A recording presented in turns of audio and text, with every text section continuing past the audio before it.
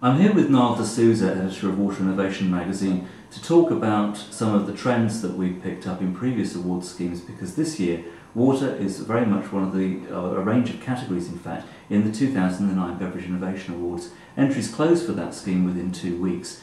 So Nayl, you've got a lot of products here in front of you. Would you talk me through some of the trends that we've spotted with the awards over the last few years? Absolutely, Bill. First of all, I think the most important subject and topic being discussed is lightweighting. Obviously our industry is having to address this issue, and we have some concepts here on the table which have entered the awards in previous years. We have Sidel, which has entered its no bottle, which uses flex technology. We have Nitro Pouch here from Krones from Germany, and they've also lightweighted considerably. And alongside we have Pet Engineering from Italy, which has its bottle fly concept, which is also considerably light. Wow. Okay. Having said that, these are just concepts and there are market applications. For instance, Nestle Waters North America has adopted the Sidel no-bottle technology and has, at the end of this year, we should be seeing bottles of 9.9 grams in the marketplace. Compared with what was the industry average, say, 2 years ago? Say around 15 grams, so quite, I think 18.9 grams in 2000.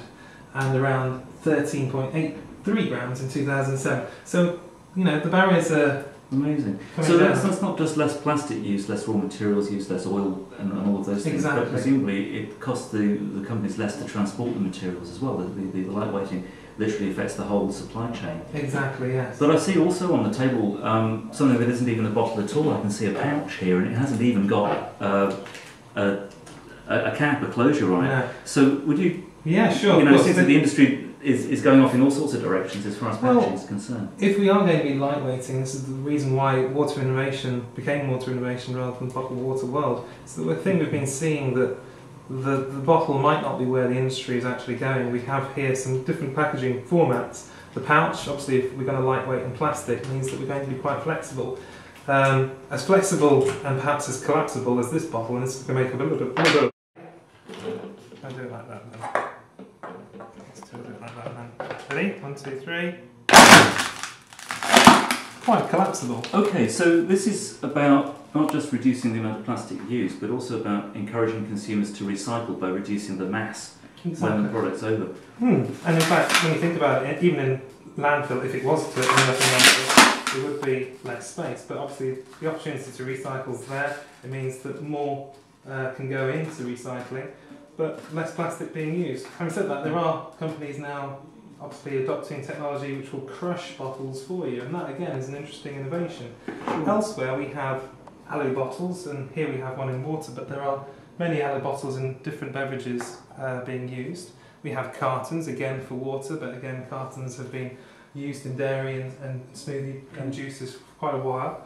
So those are the trends in terms of where packaging is going, but perhaps also we can talk about the ethical side of things. Well, that's right. I was going to ask specifically if somebody was interested in entering the awards. There's categories, I believe, for best water, so generally across that category, best flavoured waters, specifically because there's a lot of work gone into particularly no-calorie flavourings being added to water. I've read this in your magazine.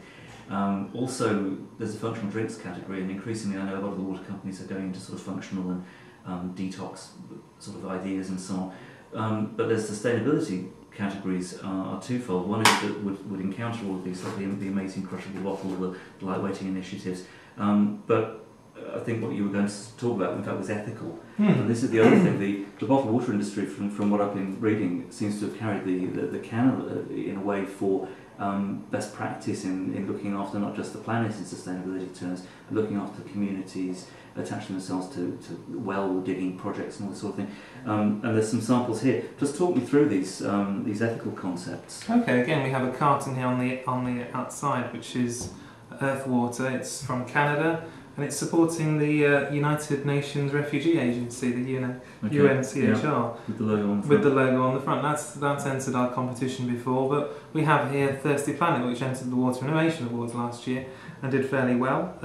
It's a UK brand, and here they have well, just a reminder that this is the kind of water that lots of impoverished communities in Africa are having to drink. So it says do not consume on it, and when you shake it up you can kind of see why. Unfortunately, children are having to drink that, but at least the water industry in the UK and elsewhere is actually addressing these issues of water scarcity and saying, well, what can we do about that? And they are making donations to charities which are helping on the ground in certain countries, certain markets, to get water to these communities. We have another one here which was launched last year, Philanthropic, H2O, which it does, a thirst for giving, and that again is a worthwhile cause. It's looking at giving back to the community. And I read that the entries in the category for Best Ethical Concept or Best Ethical Initiative actually were free. They are free, yeah. The other categories, there was a small entry fee to cover administration costs. Negligible compared to the amount of public relations that any of these awards entries would receive if they were to win. So, sure. But yes, no cost for the ethical entries. So we look forward to getting some more in. I mean, there are already a flood of entries coming in all categories. Brilliant. So talking of the categories, we've covered water, we've covered flavoured waters, we mentioned functional, we've got packaging. There's a category for best bottle in PET, that's design side of things. There's a category for best PET technology, so some of the lightweighting technologies would very much fall into that category. We've got best in glass, I know. We've got best pouch, best carton, best alley bottle as other categories. But beyond that, there's a category, I believe, for best newcomer. Mm-hmm. And we see a lot of new entries in the bottled water market. What other categories in there would appeal to people in the bottled water industry? I think you've named most of them, Bill. I think, generally speaking, you've said the two categories, the best new water and the best flavoured water, are where we're going to see many of those water entries direct their attentions to, as well as the ethical side of things. We've got the environmental edge, got the best bottle in plastic. I mean, that looks like glass, but that's plastic. Amazing. You really would think from a distance, or well, in fact, right until you pick it up, that was a glass bottle. It even has the same sort of base. Sawira from New Zealand was an award winner in the past as well, and we have obviously bottles in glass, but taking visual cues from the spirits and vodka industry in this particular instance with Voda.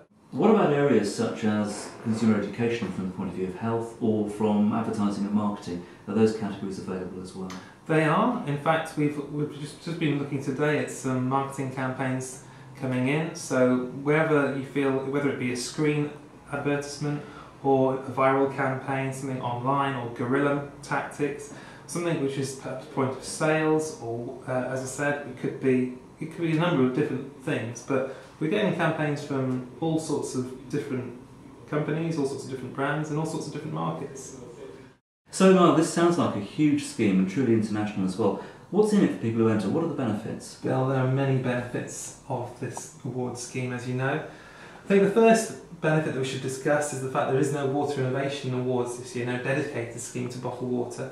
And in coming together with Beverage Innovation, there is a much bigger platform. In fact, a much bigger platform to reinforce the hydration message, which bottled water companies want to do. And they can do it at Drinktec. What better platform is that? Beyond that, of course, there's the PR, the amazing PR opportunity. In just entering the competition, there's lots of value. But beyond that, if a company was to win, then just think of the scale of publicity. So could they put if they were a finalist or a winner, could they put the logo onto their pack or onto their marketing materials? Last year, some companies did that, and to great benefit. So yes, on-pack promotion in terms of winning the awards is something that companies will be doing, small and big.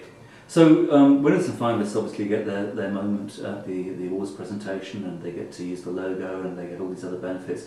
But all of the entries appear in a showcase document, don't they? Isn't there something that you put together which is absolutely, it's very widely circulated, not only water innovation readers, but beverage innovation, dairy innovation, selected F&BI magazine readers will also receive it. And of course, at Drinktec itself, this becomes the major Bible for those people visiting the event. And in fact, what a download of innovation that document is. Excellent. So no wonder some people have called it the Oscars of the non-alcoholic beverages industry, and of course to include critically dairy and water this year. So Nayl, that's really been very interesting. Thank you for bringing along the samples. No problem, thank you. And look forward to seeing a lot of people in Munich. Thanks, Nayl. Thank you for asking me. Cheers.